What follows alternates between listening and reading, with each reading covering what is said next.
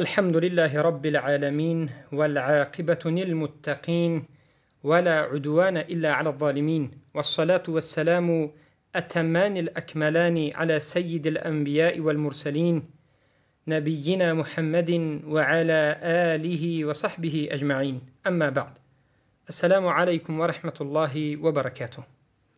بإذن الله سبحانه وتعالى این حلقه 21 از شرح کتاب اصل السنه و اعتقاد الدین هست که عقیده سلف را ابو حاتم الرازی و ابو زرعة الرازی دو امام سلف بیان می کنند و صحبت ما هم ان شاء الله سبحانه و تعالی بیان حجت ها از کلام صحابگان و تابعین و علمای متقدمین در مسئله در بالا بودن الله سبحانه و تعالی هست.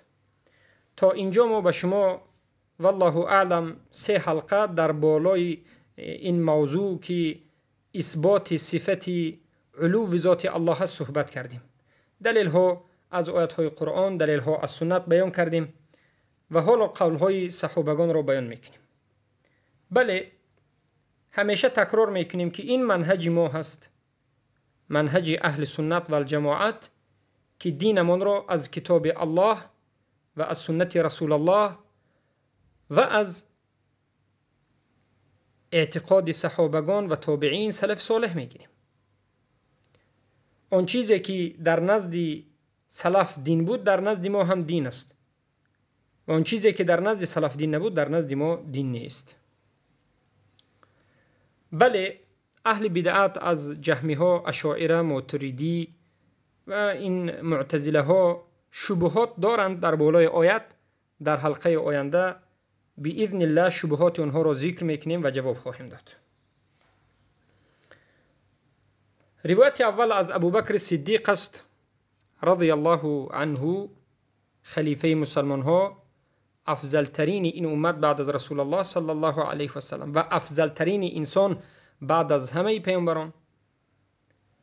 از عبدالله ابن عمر رضی الله عنهما روایت است که قال لما قبض النبي صلى الله عليه وسلم دخل أبو بكر على النبي صلى الله عليه وسلم فأكب عليه وقبل جبهته وقال بأبي أنت وأمي طبت حيا وميتا، وقال من كان يعبد محمدا فإن محمدا قد مات ومن كان يعبد الله فإن الله في السماء حي لا يموت. رواه البخاری. امام بخاری روایت کردند، البته در کتاب تاریخ الکبیر، امام ذهبی در کتاب عرش و دارمی با اسناد صحیح اخراج کردند.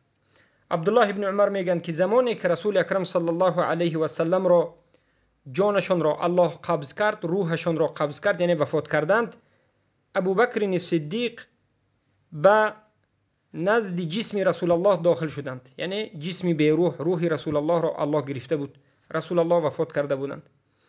ابوبکر صدیق در آمدند و خم شدند به نزد پیامبر صلی الله علیه و سلم و پیشانی پیامبر را بوسیدند و گفتند پدرم و مادرت فدای تو باد، هم در حالت زندگیت و هم در حالت مرگت تو بهترین استی. و گفتند هر کسی که محمد را عبادت میکرد بداند که همانا محمد به تحقیق وفات کردند، محمد وفات کردند.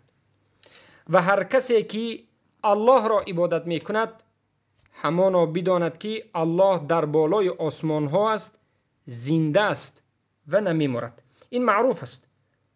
الله سبحانه و تعالی حی القیوم است، یعنی زنده و پاینده، لا تأخذه سنة ولا نوم. الله را خواب نمیبرد، الله حتی نعاس خمیازه نمیکشد، پینک و غنبش نمیبرد. الله همیشه زنده و پاینده است. این صفت های نقص به بنده هست که خواب میرد، وفات میکند و غیره و غیره. اما الله سبحانه و تعالی حیاتش حیاتی کامل است و محل شاهد از این حجت همین است که ابوبکر صدیق گفتند که الله در بالای آسمان ها حی لا یموت است، یعنی وفات نمیکند، زنده و پاینده. ابوبکر صدیق آشکار گفته استند که الله در بالای آسمان ها است. اما اگر ما همین سخن را امروز بگوییم که الله در بالای آسمان ها است بگوییم، یک بار اشعری ها و ماتریدی ها و این جهلایی که پیروی از این دو مذهب باطل میکنند ما را چی میگند؟ مجسمه. مجسمه چی؟ شما با الله جسم قائل شدید. ما میگیم کجای این سخن جسم است؟ اونها میگن که الله اگر در آسمان باشد پس در مکان است، اگر در مکان باشد پس جسم است. ما میگیم که نه، این سخن شما باطل است.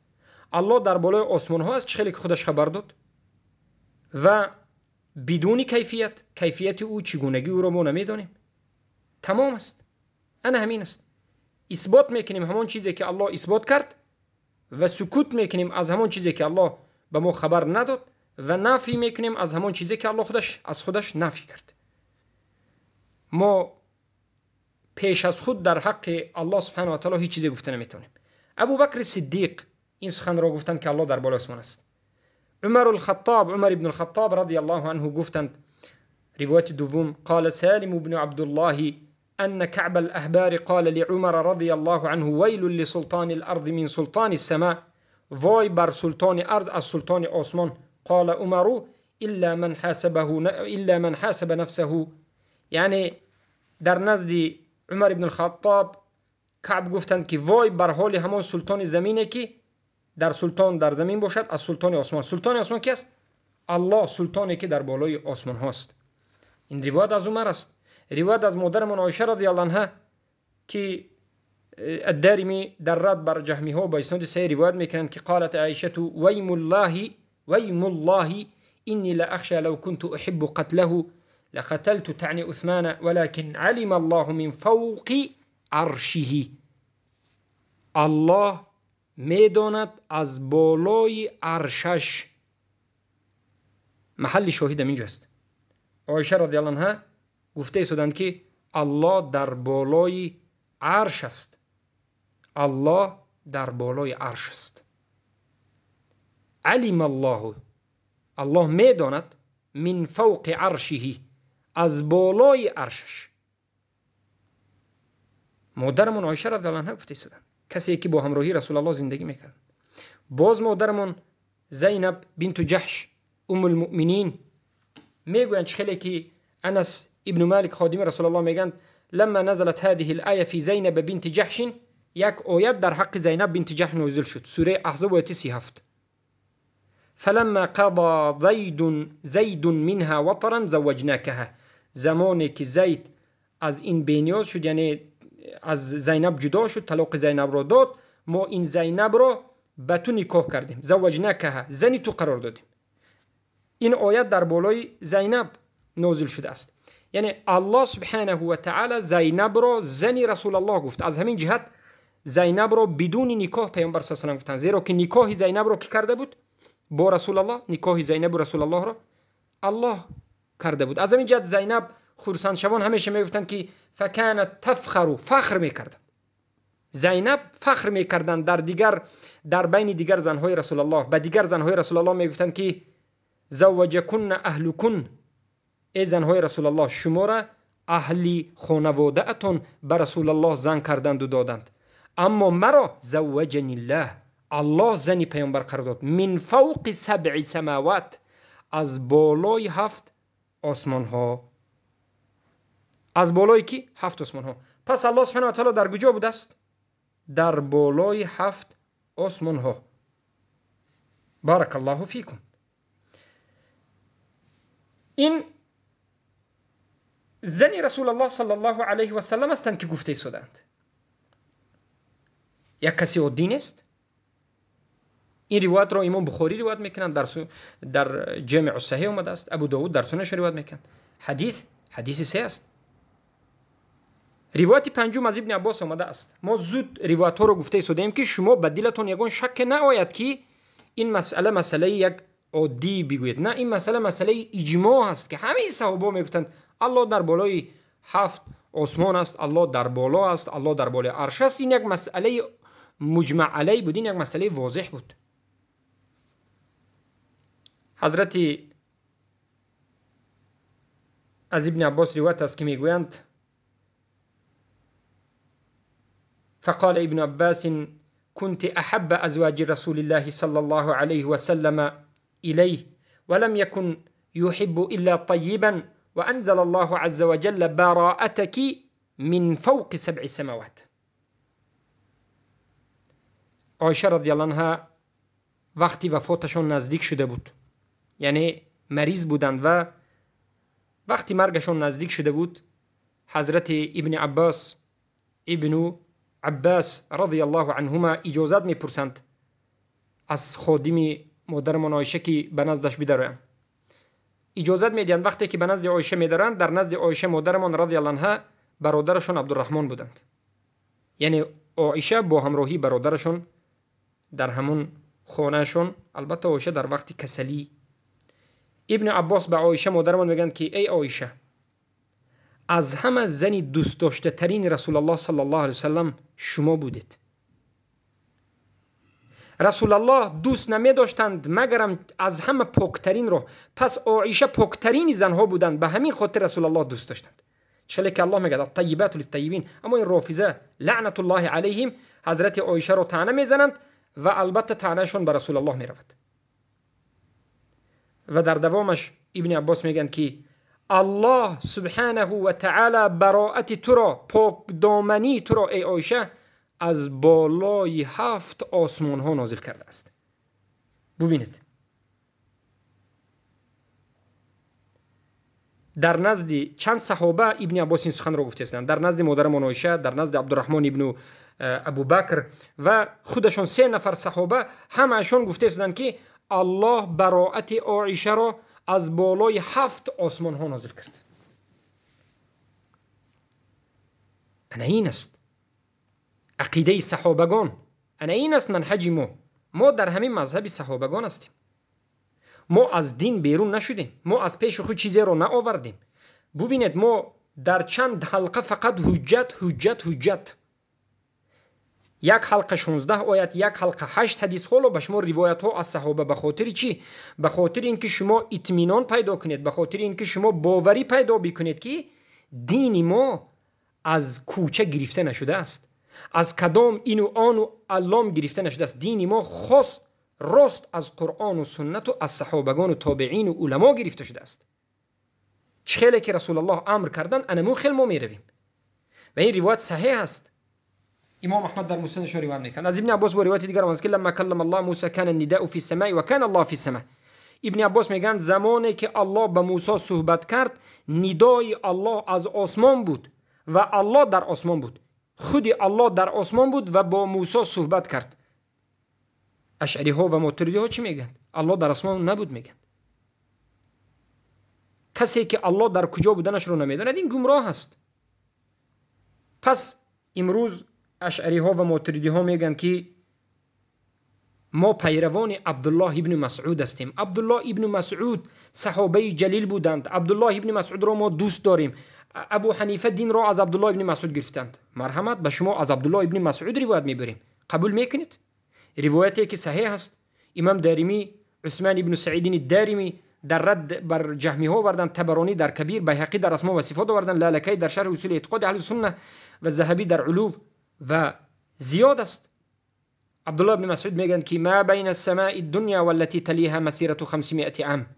این آسمانی که ما میبینیم آسمان دنیا، آسمان یکم. بین آسمان دنیایی که این آسمان یکم است و آسمان دوم 500 سالینه راه است و بین آسمان دوم تا آسمان سوم با 500 سالینه راه است.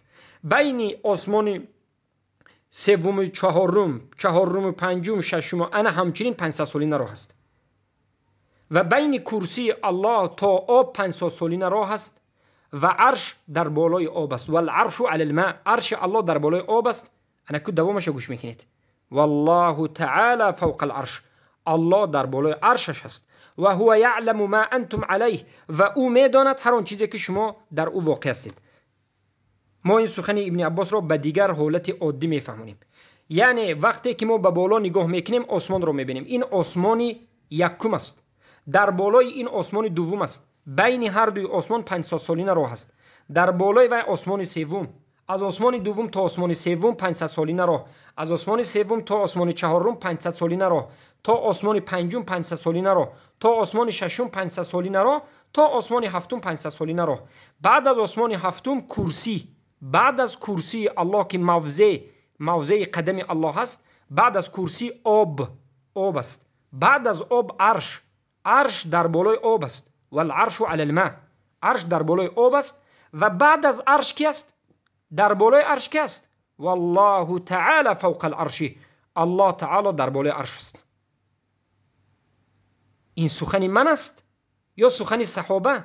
سخن صحابه رضی الله عنه عبدالله ابن مسعود است. الله اکبر، الله اکبر. اکنون ببینید الله در بالای عرش است، اما او الله به علمش من و شما رو میداند. اکنون شما فهمید که هر آیت هایی که اهل بدعت میگن که الله گفت که و هو معکم اینما کنتم و هو معنا اینما و هو معکم اینما کنتم اقرب الیکم من حبل الورید اقرب الیکم من حبل الورید، یا که الله نزدیک است از رگ‌های گردن شما دیده، الله همیشه با همراه شما است. پیامبر به ابوبکر گفتن که لا تحزن ان الله معنا، ای ابوبکر غمگین نشود، الله با همراهی ما هست. این آیات ها معناش چی است؟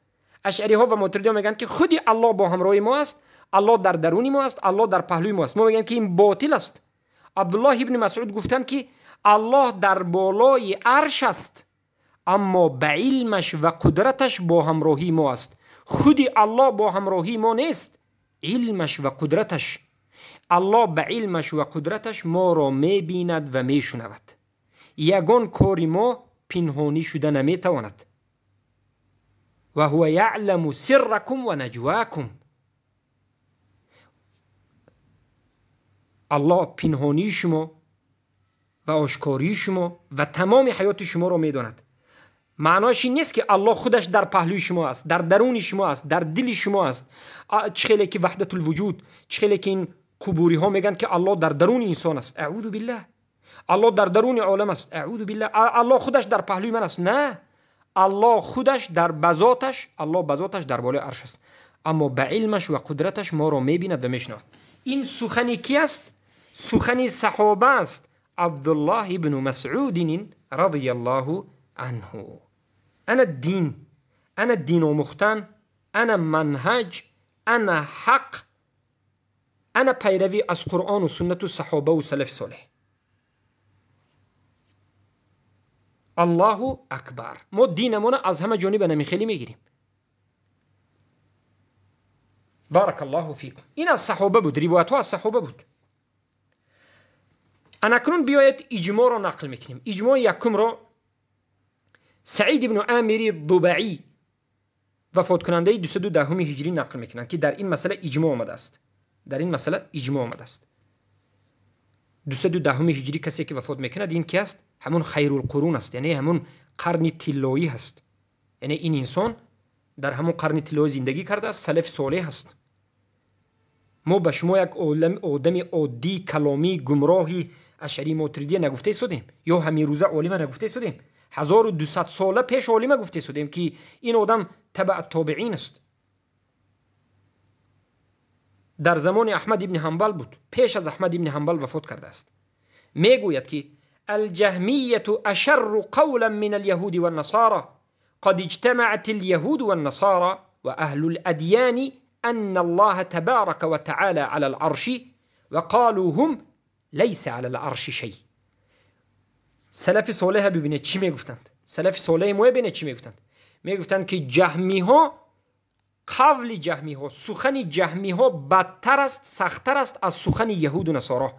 سخنی که جهمی ها در حق الله میگویند از سخن یهود و نصارا بدتر است، زیرا که تمام اهل ملت ها، هم یهود هم نصارا هم دیگر دین هایی که از دین یهودیت و پیش گذشته بود، همه اجماع میکنند، همه قبول میکنند که الله تبارک و تعالی در بالای عرش است. یهودی ها هم در بالای عرش است. این دعوت همه پیامبران است، از آدم علیه السلام تا محمد صلی الله علیه و سلم همه میگفتند که الله در بالای عرش است. یهود و نصارا هم میگفتند. اما جهمی ها آمدند و چی گفتند؟ الله لیس علی العرش شیء، در بالای عرش هیچ چیزی نیست.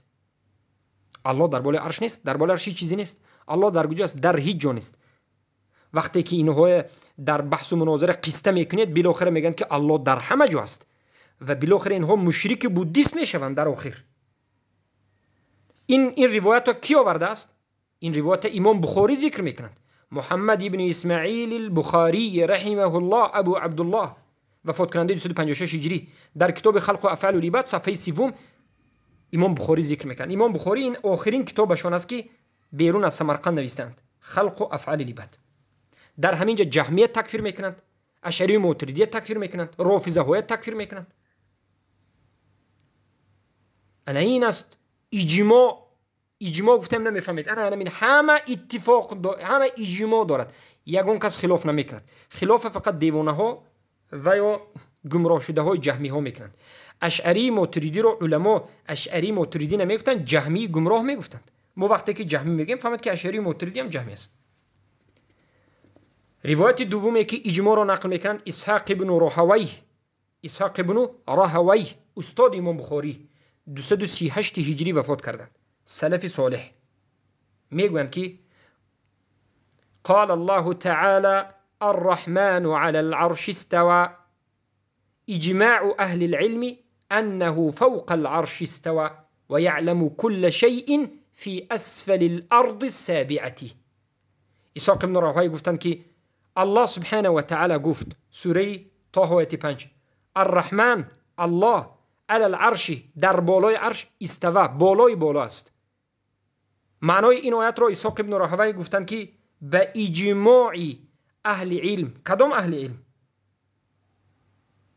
به اجماع صحابگان و تابعین.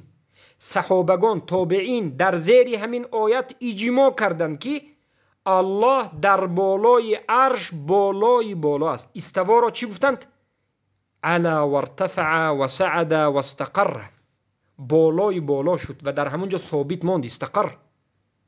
به اجماع اهل علم از صحابگان و تابعین.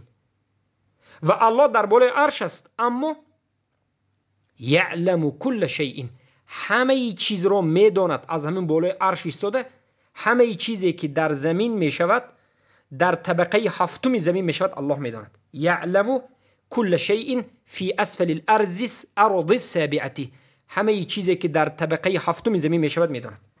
ما نمیگیم که الله در تگ زمین در طبقه هفتم زمین است، نه، الله میداند به علمش و قدرتش.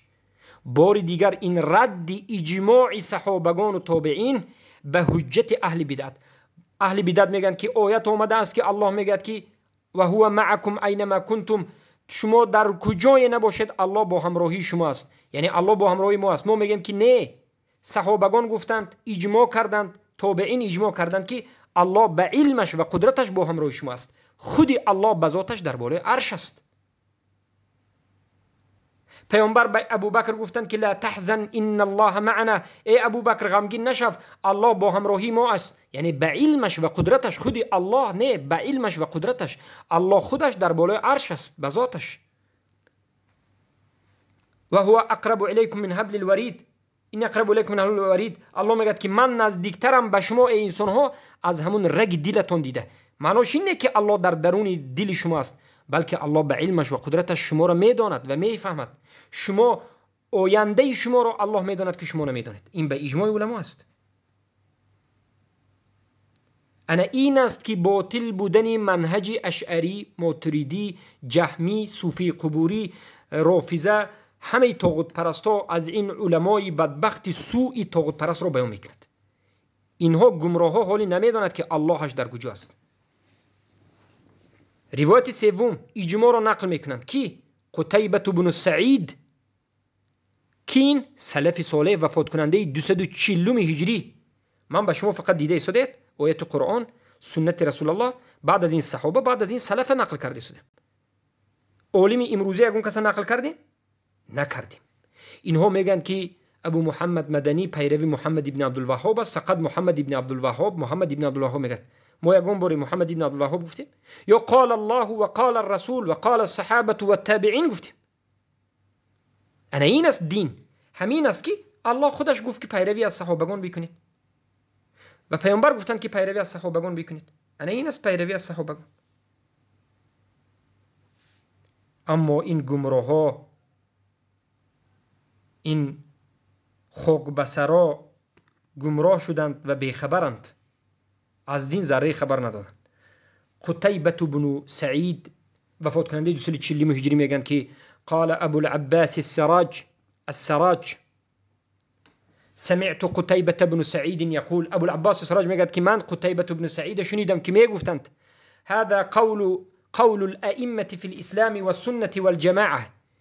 این قول همه امام ها در اسلام، قول اهل سنت و الجماعت همین است که نعرف ربنا في السماء السابعة على العرش. ما میدانیم که رب ما در بالای آسمان های هفتگانه در بالای عرش است. این سخنی کی بود است؟ همه امام های اسلام سلف صالح. چه خیلی که الله گفت الرحمن علی العرش استوى. الله در بالای عرش استوا است.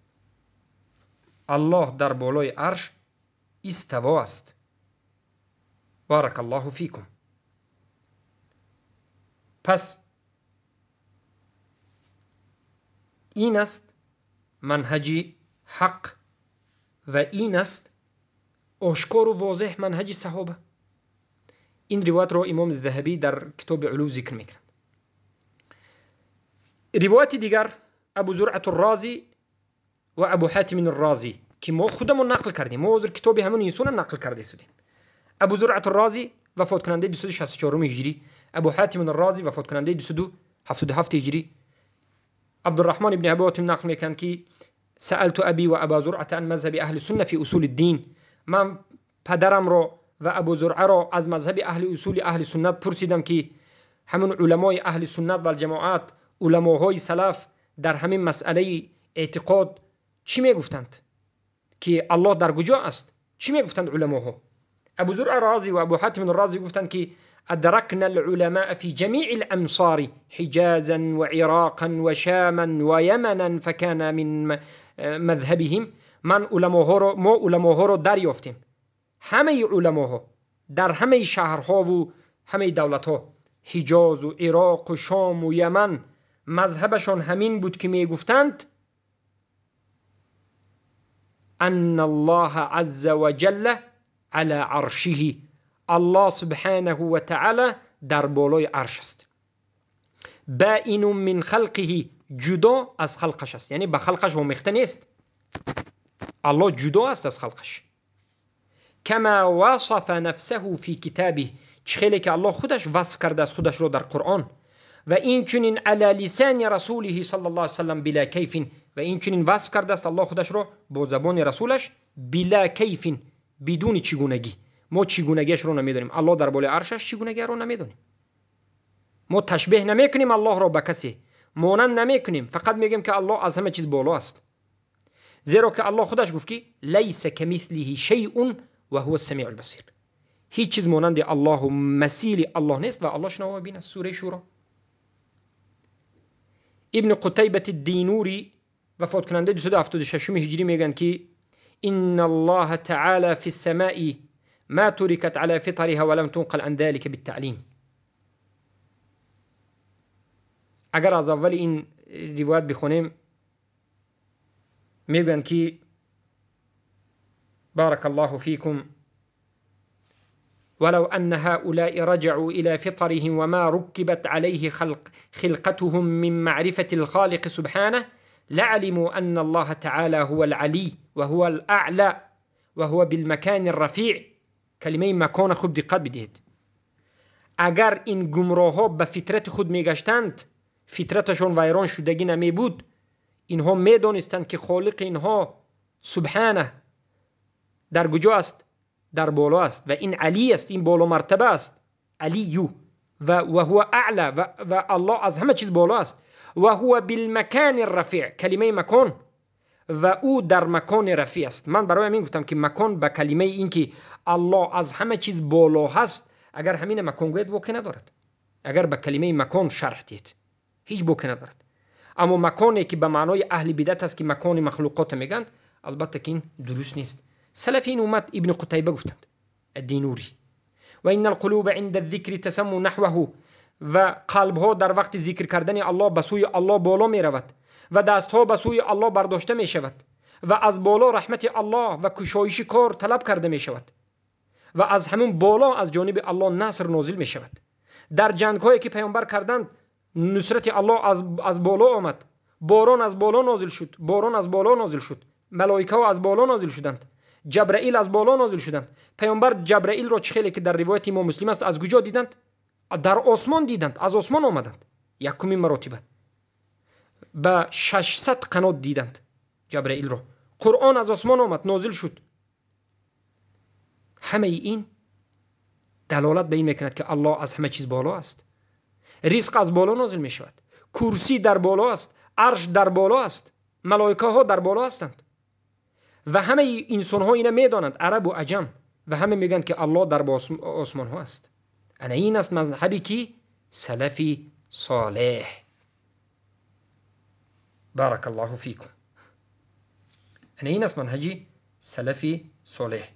اما آدمی که گمراه شده باشد، آدمی که عقل رش رو در این مسائل کار برد، البته که گمراه می شود. این مسائل عقلی نیست.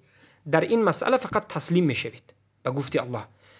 روایت دیگر از عثمان ابن سعید الدارمی، وفات کننده 280 هجری، علمای خراسان، همین علمای خودی من شما سلف صالح میگن که وقد اتفقت الكلمة من المسلمين والكافرين على أن الله في السماء وحدوه بذلك إلا المريسي الضال وأصحابه.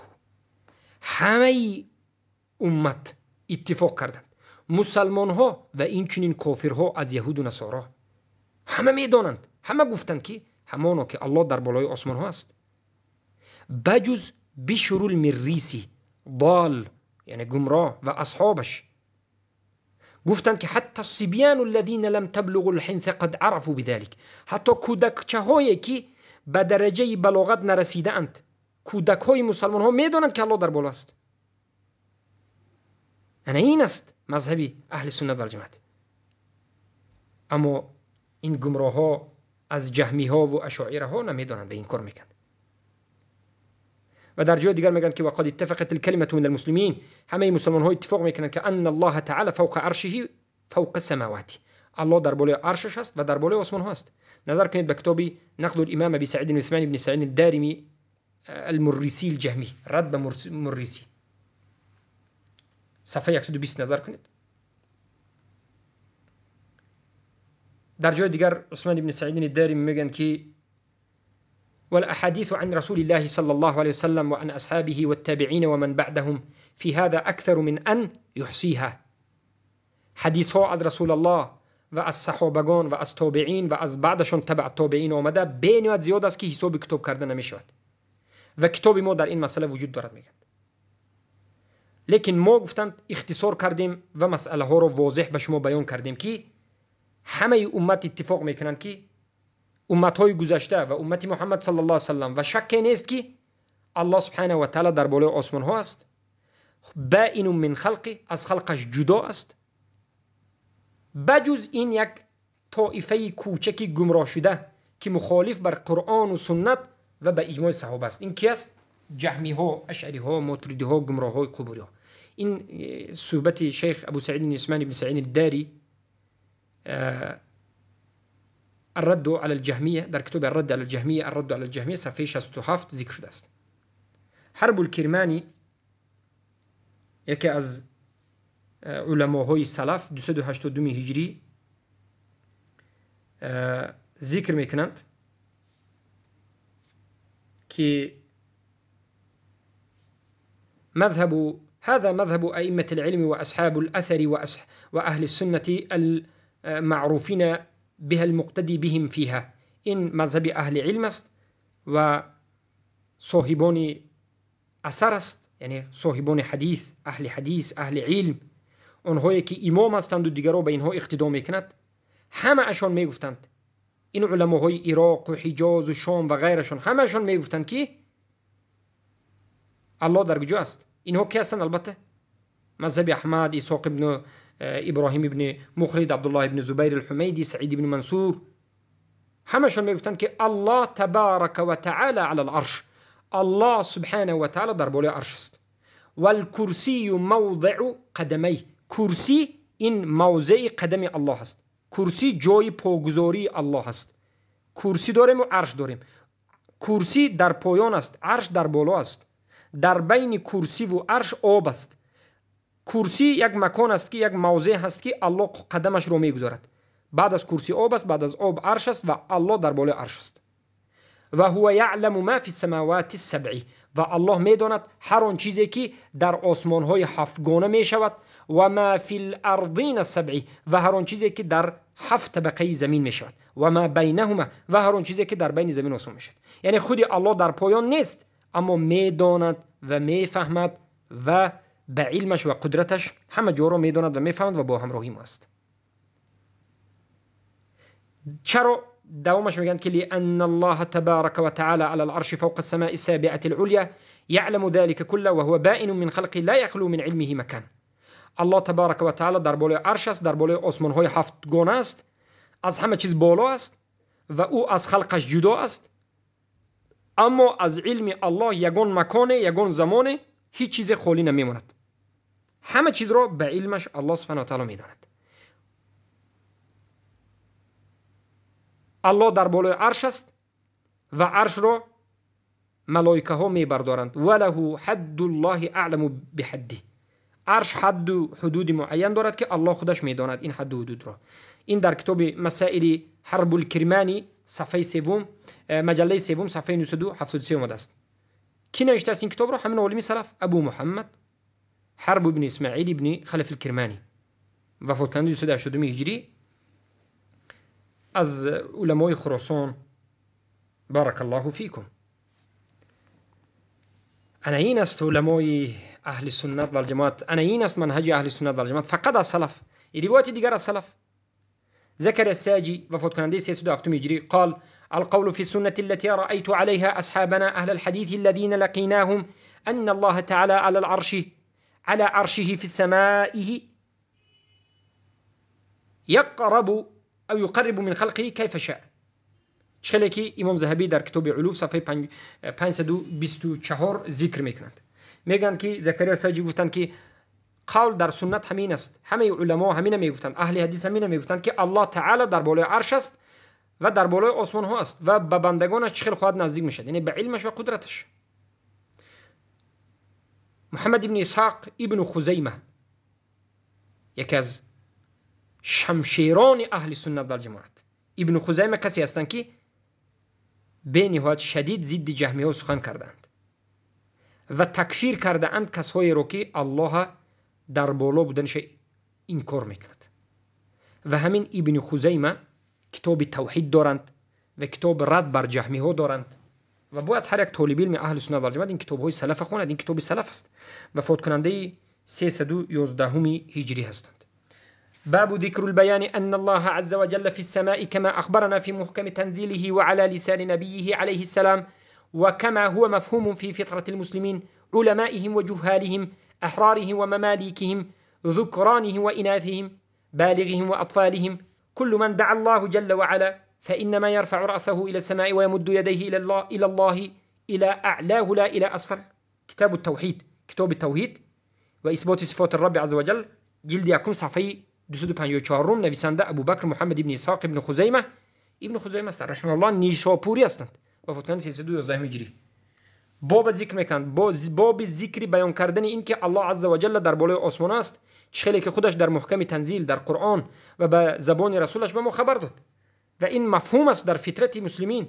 علمای مسلمان ها و جاهل هایشون، آزاد و غلام هایشون، مرد و زنشون، انسان های بالغ و کودک ها همه میدانند که الله در بالای عرش است. انا عقیده. انا که در جای دیگر میگن که چخیلی که حاکم در مستدرکشون به نسبت صحیح روایت میکنند، ابن خزیمه میگن که من لم يقر بأن الله تعالى على عرشه قد استوى فقط فوق 7 سماواته فهو كافر بربه يستتاب فإن تاب وإلا ضربت عنقه وألقي على بعض المزابل حيث لا يتأذى المسلمون والمعاهدون بنتن ريح جيفته وكان ماله فيئا لا يرثه أحد من المسلمين إذ المسلم لا يرث الكافر كما قال صلى الله عليه وسلم. الله أكبر. ببینید چی میگن که هر کسی که اقرار نکند که الله تعالی در بالای عرش است و به بالای عرش استوا کرده و در بالای 7 آسمان ها است. یعنی هر کسی اقرار نکند که الله در بالای 7 آسمان ها به بالای عرش استوا کرده و در بالای عرش است، همین عقیده اقرار نکند، فهو کافرون، انا من آدم معین کافر است به ربش. اینا آورده توبه کنانیده می شود. 3 روز مهلت داده توبه کنانیده می شود. اگر توبه نکند گردنش زده می شود و به یگان مکان نجاست، یعنی میزبال، به زبان روسی موسور میگن، میزبال یعنی یگان مکانی جمشوی خس و خاشاک و موسور می پرتفته می شود جسمش، تا که از بوی بدی این انسان جسمی تاسیده اش نه مسلمان ها و نه کافرهایی که از اهل ذمه هستند عذاب نکشند و پول مال اینا فیع گرفته میشد. حکومت اسلامی پول مالش میگیرد و فرزندهاش از این میراث نمیگیرد، زیرا که پیامبر گفتن که لا یرث المسلم الکافر والکافر مسلم، مسلمان از کافر و کافر از مسلمان میراث نمیگیرد. نظر کنید به کتاب معرفت علوم الحدیث صفحه 84 طبعی بگیم چه مجله دوم، مؤلف ابو عبدالله الحاکم است. حاکم مستدرکش، حاکم نیشاپوری صاحب کتاب مستدرک. بارک الله فیکم. همین ابوالحسن الاشعری که اشعری ها امروز خودشون به همون ابوالحسن پیرو میدونند، میگوید که وفات کننده 324 هجری یعنی عصر 4، باب ذکر ما اجمع عليه السلف من اصول التي نبهوا بالادله عليه وامروا بوقت النبي صلى الله عليه وسلم وانه تعالى فوق السماوات على عرشه دون عرضه. میگوید که همه سلف اجماع کردند که الله در بالای آسمان ها در بالای عرش است، نه در زمین، و آیات های ذکر میکند. همون ابوالحسن الاشعری در جای دیگر میگوید که و اجمعت الامه على ان الله سبحانه رفع عیسی، امت اجماع کردند که الله عیسی را به بالا برداشت به آسمان ها. این سخن ابوالحسن الاشعری است. نظر کنید به کتاب الابانه عن اصول الدیانه صفحه 115 بعد از توبه کردن نمی نویسند. صاحب کتابش ابوالحسن الاشعری. ابن ابی زید القیروانی وفات کننده 386 و ابن بطة العبکری وفات کننده 387 و ابو عمر طلمنکی الاندلسی وفات کننده 429 و ابو نعیم الاصبهانی وفات کننده 430، ابو نصر السجزی وفات کننده 444 و دیگر از علما، ابو عثمان صابونی وفات کننده 449 و دیگر از علمای زیاده اجماع رو نقل میکنند که الله در بالای عرش است، اما به علمش و قدرتش ما را میبیند و میشنود.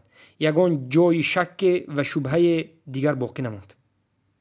با همین این حلقه را به پایان میرسانیم و به شما مسئله آشکار شد و در حلقه آینده فرقه های باطل را بیان میکنیم، حجت های آنها را بیان میکنیم و به آنها جواب میدهیم و با همین این موضوع را به پایان میرسانیم. اللهم علمنا مما ينفعنا وانفعنا مما علمتنا انك انت العليم الحكيم. السلام عليكم ورحمة الله وبركاته.